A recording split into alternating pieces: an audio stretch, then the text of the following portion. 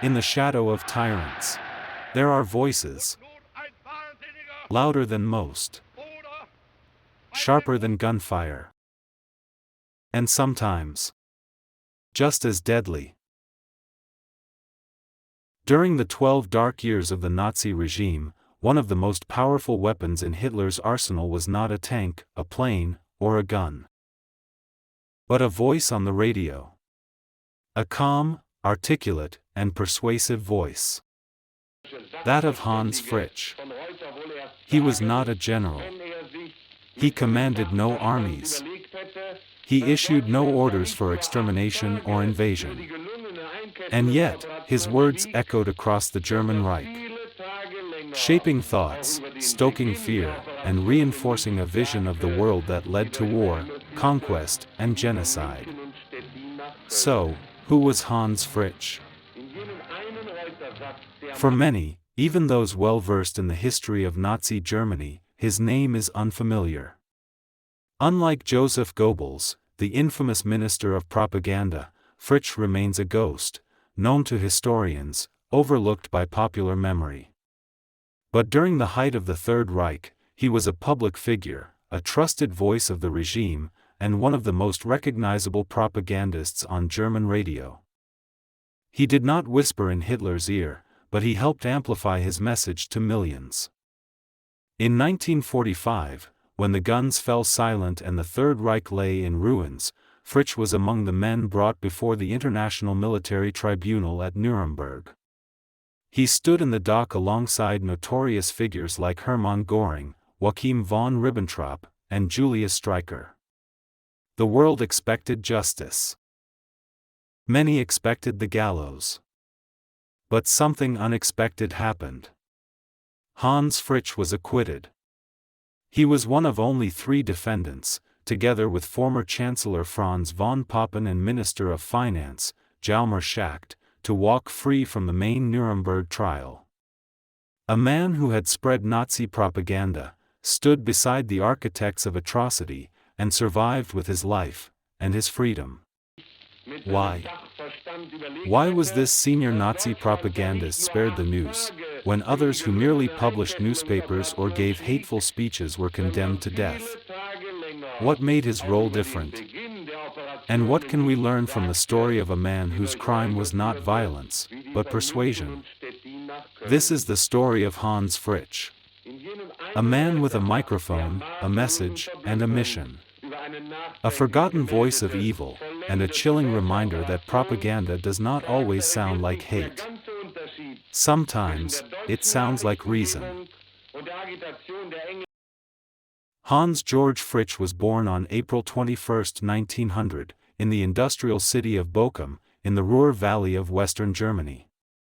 It was a place defined by coal, steel, and soot. The sounds of machinery and the rhythms of labor filled the air. His father, a school principal, belonged to the educated middle class, a position that offered young Hans opportunities many others would never know. Fritzsche came of age in the twilight years of the German Empire. His early education was rigorous, rooted in discipline, nationalism, and the belief in the enduring strength of the Kaiser's Germany. But that world came crashing down in 1914. At just 14 years old, Fritzsche watched as Europe plunged into the First World War. And by the time he was 17, he volunteered for military service. He served briefly at the end of the war, though he never saw significant combat. Like so many others of his generation, he was part of a nation humiliated, defeated, and disillusioned by the Treaty of Versailles. The post-war years were a time of chaos in Germany. Political instability, hyperinflation, and revolution. But for Hans Fritzsche, they were also years of intellectual formation. He enrolled at the University of Berlin, one of the premier institutions in the Weimar Republic, and studied history, literature, and philosophy. He was drawn to ideas, to the written word, and especially to communication. After completing his studies, he began working as a journalist, first as a freelance writer, then as an editor. Throughout the 1920s, Fritzsche honed his skills in the press world, building a reputation as a competent and thoughtful commentator. He wrote articles on politics, foreign affairs, and society. He had a gift for clarity, a command of language, and an instinct for tone. His style was calm, deliberate, and authoritative, qualities that would serve him well in the years to come. He was not, at first, an ideologue. Like many in the German press corps during the Weimar years, Fritzsche expressed nationalist sympathies, concern about communism, and frustration with parliamentary democracy. But he was not yet a true believer in any radical movement. He was a pragmatist, someone navigating the volatile landscape of German politics, trying to find a place to belong. That place emerged in the early 1930s, when the Nazi Party began its rapid rise to power. By 1932, Adolf Hitler's National Socialists had become the largest party in the Reichstag. Political violence was surging. The press was under siege. Journalists faced censorship, threats, and coercion. And then, in 1933, everything changed. Hitler became Chancellor of Germany. The Reichstag was set ablaze. The Nazis consolidated power. And the Weimar Republic was no more. Hans Fritzsche, like many professionals in the media world, faced a choice: resist, flee, or adapt. He chose to adapt. That same year, he accepted a position in the newly created Reich Ministry of Public Enlightenment and Propaganda, headed by the charismatic and ruthless Joseph Goebbels. It was a ministry designed not to inform, but to control, to mold public opinion, suppress dissent, and glorify the Nazi vision. Fritzsche began in the press division, reviewing newspapers, coordinating messaging, and aligning editorial content with party ideology. He was valued for his calm demeanor and his efficiency. He did not rant. He did not rave. He simply made sure the machine worked, and worked well. By the mid-1930s, he was rising steadily through the ranks. In 1938, he was appointed to lead the German press division, a post of considerable influence. From this position, he managed a vast apparatus of state-approved journalism, overseeing hundreds of daily newspapers and ensuring that the Nazi line was faithfully repeated on every front page. Still, Fritzsche remained in the background. Unlike Goebbels, he was not flamboyant or theatrical. He did not seek the spotlight. But behind the scenes, he played a vital role in shaping the message of the Third Reich. He was the technician of propaganda, a bureaucrat of persuasion. By the time Europe stood on the brink of war in 1939, Hans Fritzsche had transformed from a freelance writer into one of the regime's most trusted voices. And soon, that voice would find its most powerful medium. Not the printed page, but the airwaves.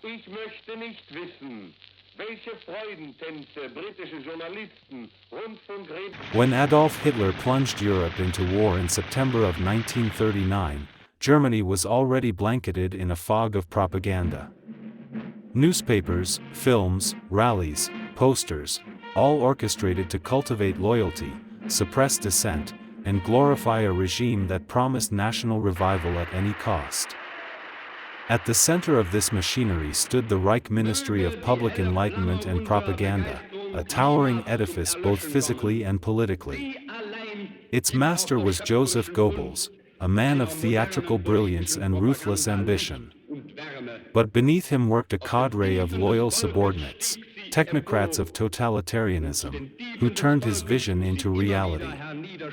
Hans Fritzsche was one of them. By the outbreak of war, Fritzsche had risen to head the German press division, an institution charged with overseeing and directing the content of all daily newspapers in the Reich. Every headline, every editorial, every cartoon was shaped by the directives that came from his office. Journalists no longer reported, they repeated. But Fritzsche's role was about to evolve. The war demanded more than newspapers. It demanded voices. Swift, immediate, and persuasive communication. And so, Fritzsche was moved into a new position, one that would define the rest of his career. In 1942, he was appointed head of the radio division within the propaganda ministry. This was no minor assignment. By the 1940s, radio had become the dominant medium for mass communication. It reached into factories, barracks, classrooms, and living rooms. The Volksempfänger, the people's receiver, was a cheap, government-subsidized radio designed to ensure that every German home could hear the Führer's voice. And often, they heard the voice of Hans Fritzsche. Calm, measured, reasoned. Fritzsche became the public voice of Nazi propaganda on the airwaves. Unlike Goebbels, who favored fiery speeches and dramatic appeals, Fritzsche specialized in quiet authority. He did not shout, he explained. He did not rant, he reassured. His most prominent platform was a program called Commentary on the News, broadcast several nights a week. In these broadcasts, Fritzsche would interpret world events for the German public, casting them in the light most favorable to the Nazi cause. When German forces advanced, he celebrated their courage and superiority. When German forces retreated, he blamed the weather, treachery, or Bolshevik barbarism. When Allied bombers reduced cities to rubble, he promised revenge, resilience, and ultimate victory.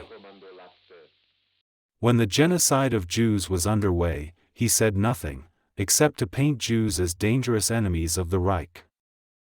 His language was clinical. His tone was calm.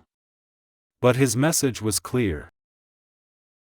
The Nazi worldview was righteous, Germany was destined to triumph, and all opposition was rooted in evil.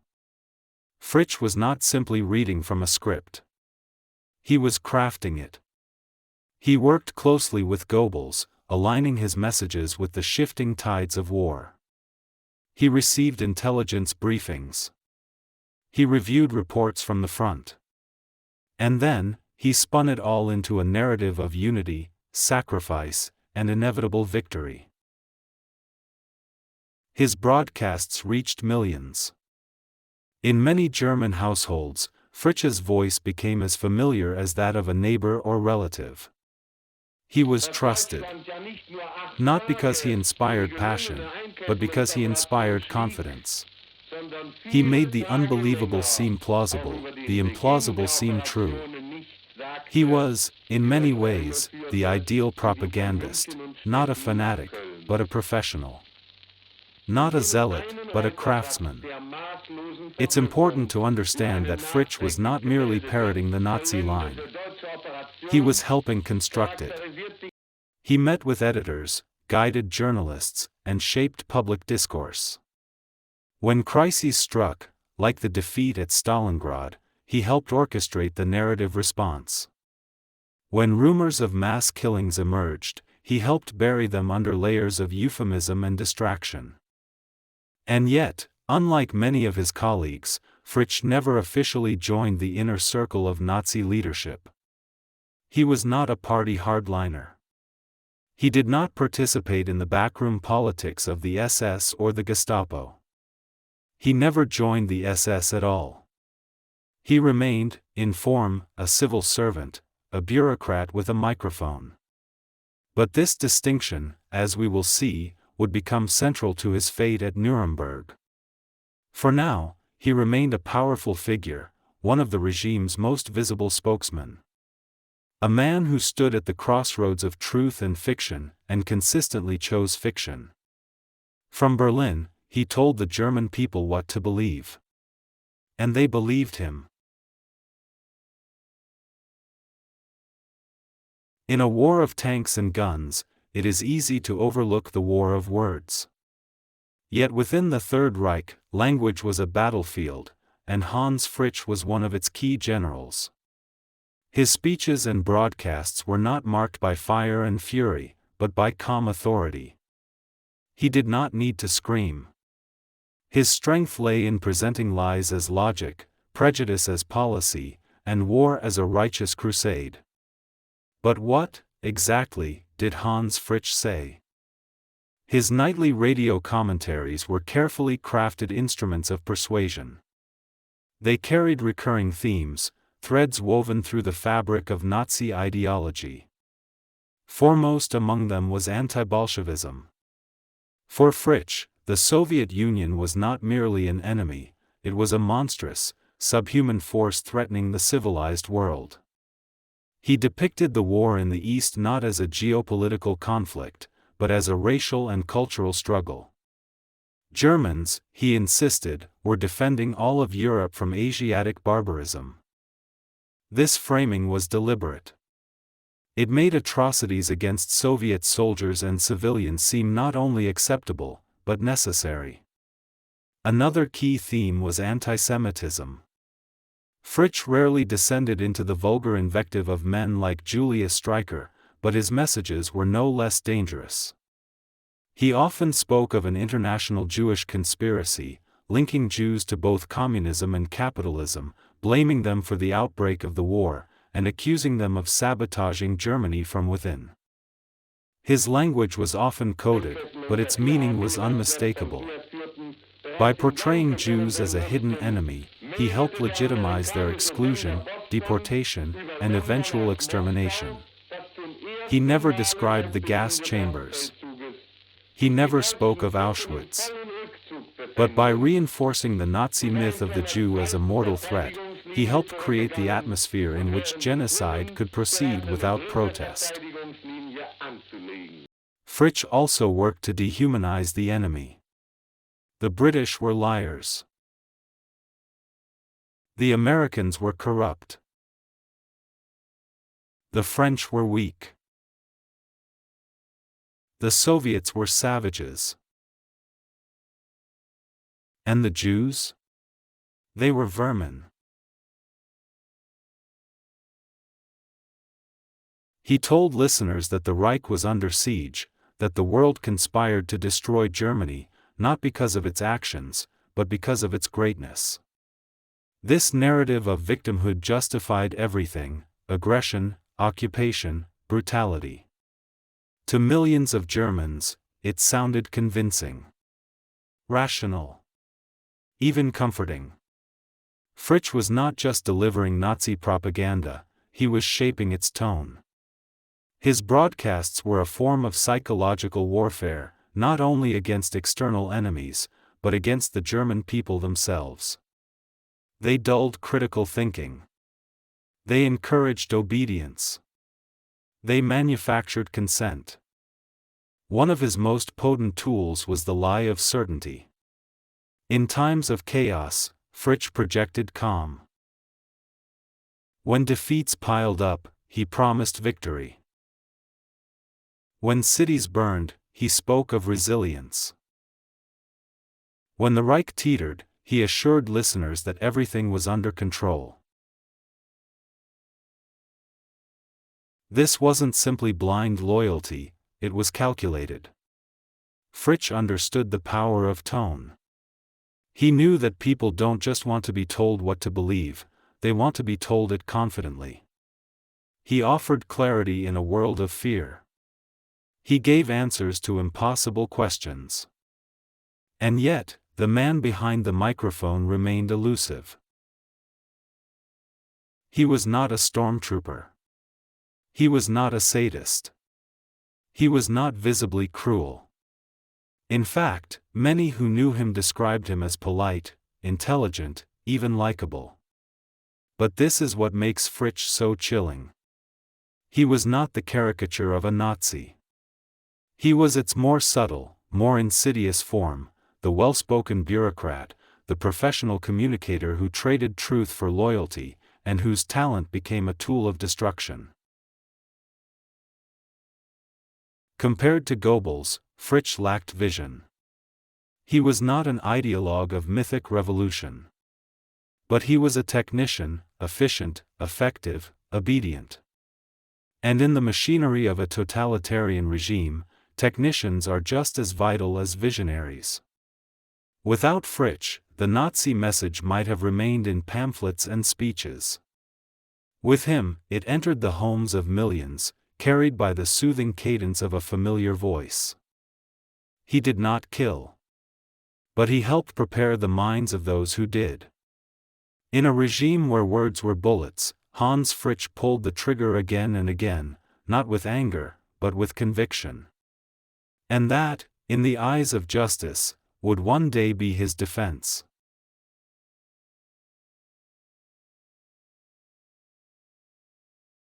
By the autumn of 1944, the tide of war had turned decisively against Nazi Germany.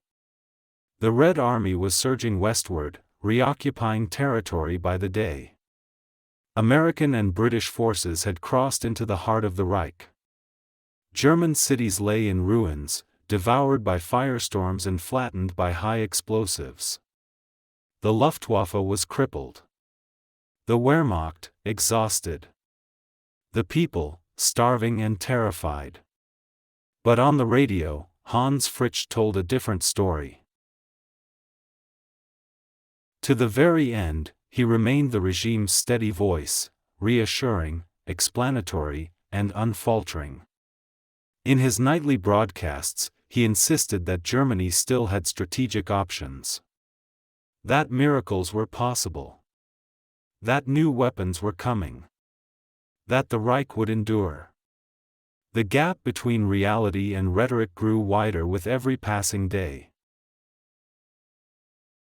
When Budapest fell, Fritzsche called it a temporary setback. When Dresden burned, he called it proof of Allied barbarism. When the Soviets reached the Oder River, he called it a necessary defensive realignment. And when Hitler stopped appearing in public, Fritzsche said nothing at all. He was still reading scripts. Still addressing the German people. Still speaking in calm tones about a war that was already lost. But behind the scenes, even Fritzsche could see the writing on the wall. By early 1945, Berlin was a city under siege, bombed daily, short on supplies, and gripped by fear. In the bunker corridors of the propaganda ministry, morale collapsed. Goebbels became erratic and fatalistic. The staff prepared for the worst. And yet, the broadcasts continued. Even in the final weeks of April, as Soviet shells fell on Berlin's suburbs, Fritzsche was still speaking into a microphone, recording messages meant to bolster civilian morale and hold the line against chaos. He was not in the bunker with Hitler. He was not one of the last loyalists to perish in a hail of fire. But he stayed in the capital longer than most. He did not flee to the mountains or to foreign embassies. He did not disguise himself. He remained a voice of the regime until the regime itself ceased to exist. On May 1, 1945, the day after Hitler's suicide, Hans Fritzsche was captured by Soviet troops in Berlin. He was 45 years old. At the time, few Germans celebrated his arrest. Fewer still mourned it. Fritzsche was not loved. He was not hated. He was simply known, a voice that had echoed for years across the airwaves, now silenced by the crash of war. But while the guns stopped firing, justice had only just begun. The Allies were not simply interested in military leaders. They wanted the whole machine of Nazi power, its generals, its ministers, its financiers, its propagandists. And so, Hans Fritzsche, radio announcer, press official, public spokesman, was placed in custody and sent to stand trial for crimes against humanity. He would become one of the few Nazi propagandists to face international judgment. But not for what he did with his hands. For what he did with his voice.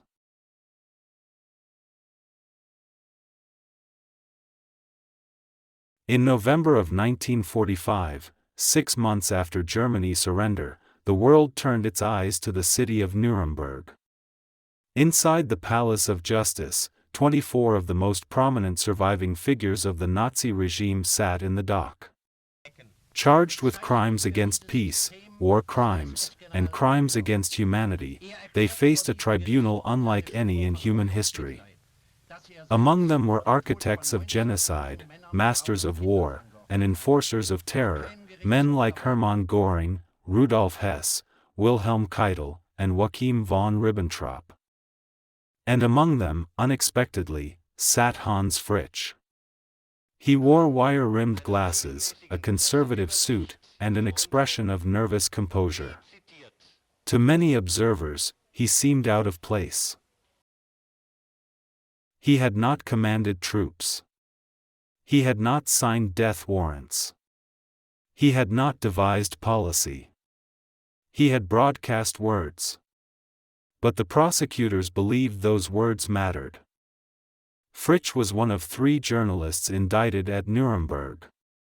The others were Julius Streicher, publisher of the violently anti-Semitic Der Stürmer, and Alfred Rosenberg, Nazi ideologue and racial theorist. Unlike those 2, however, Fritzsche had always cultivated a tone of moderation. He avoided coarse language. He cloaked Nazi ideology in the language of reason. And he did so to devastating effect. The prosecution charged him with all 4 counts of the indictment: conspiracy to commit crimes against peace, planning and waging aggressive war, war crimes, and crimes against humanity. Their argument was clear: propaganda was not a passive act. It was a weapon, used to incite, deceive, and enable the crimes of the Nazi state. Fritzsche, they claimed, used his position to support Hitler's wars of aggression and to promote hatred against Jews, Slavs, and others deemed enemies of the Reich. They played recordings of his broadcasts. They quoted his scripts. They showed how his messages bolstered German morale even as atrocities unfolded. They argued that, without men like Fritzsche, the machinery of death would have moved more slowly, perhaps even broken down. But the defense had its own case. Fritzsche's lawyer portrayed him as a civil servant, an administrator of information, not an instigator of war. He had not been part of Hitler's inner circle. He had not written Nazi racial laws. He had not given orders to kill. He was, they said, simply a man doing his job. Fritzsche himself took the stand and testified in his own defense. His demeanor was humble. He expressed regret, not for promoting Nazi ideology, but for having placed too much trust in those above him. He claimed he had believed the regime's intentions were sincere, that he had been unaware of the true extent of its crimes. He denied knowledge of the Holocaust. He said he had heard rumors, yes, but dismissed them as enemy propaganda. He insisted that his broadcasts were never meant to incite violence, only to defend Germany's cause. His testimony was cautious, calculated, and effective. And in the end, it worked.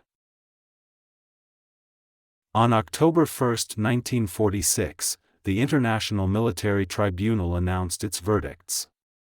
12 of the defendants were sentenced to death. 7 received prison terms. 3 were acquitted. Hans Fritzsche was one of them. Acquitted on all counts. The judgment stunned many observers. Even some of the other defendants reportedly couldn't believe it. How could a man who had broadcast Nazi lies for years, who had vilified Jews and glorified Hitler, walk free? The tribunal explained its reasoning. They concluded that Fritzsche had no decision-making authority within the Nazi leadership. He had not shaped policies. He had not played a direct role in planning aggression or genocide.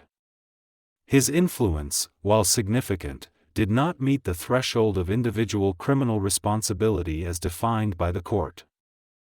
It was a narrow legal interpretation. And a controversial one.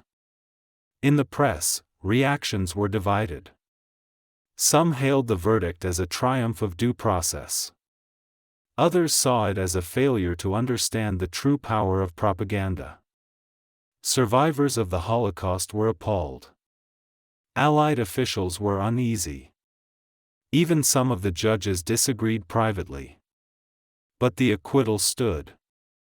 Fritzsche was not released immediately. He was soon rearrested by German authorities and held for denazification proceedings under Allied occupation. He had escaped the gallows, but his story was not yet over.